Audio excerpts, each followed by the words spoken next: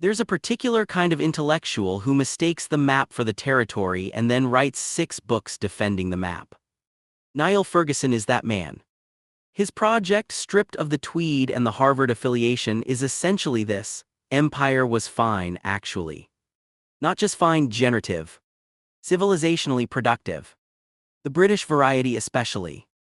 If you squint past the famines and the forced labor and the systematic extraction of wealth from subject peoples, what you get is infrastructure, common law, and cricket. Ferguson would like you to do that squinting. He's very helpful about it. And look, counterfactual history isn't inherently illegitimate.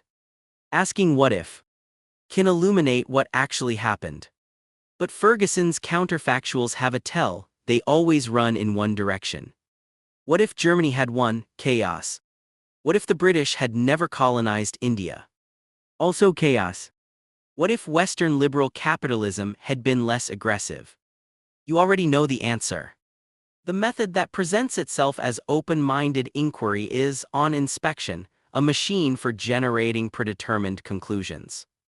The question is always posed so that the answer confirms what Ferguson already believes before he sits down to write. This connects to a deeper problem with his handling of causation. Ferguson loves complexity when it serves him and abhors it when it doesn't. Empire gets the full systems thinking treatment: trade networks, legal institutions, the long arc of modernization, but the violence gets individualized, localized, explained away as contingency or deviation.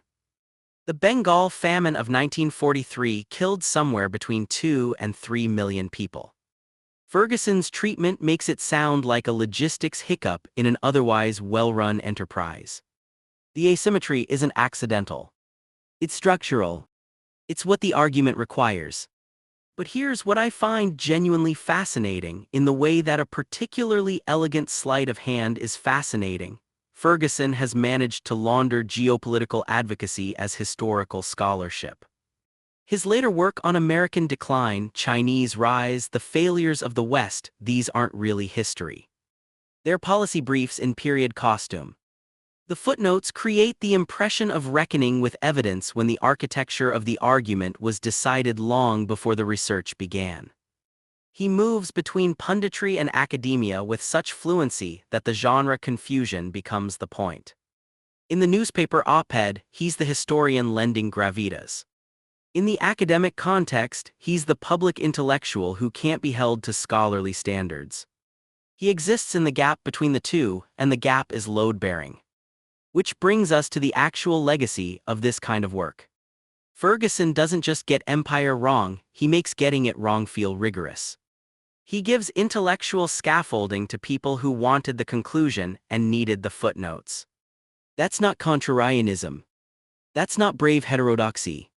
That's the production of sophisticated-sounding cover for positions that couldn't survive a more honest accounting. The map was always propaganda. He just drew it in a very convincing font.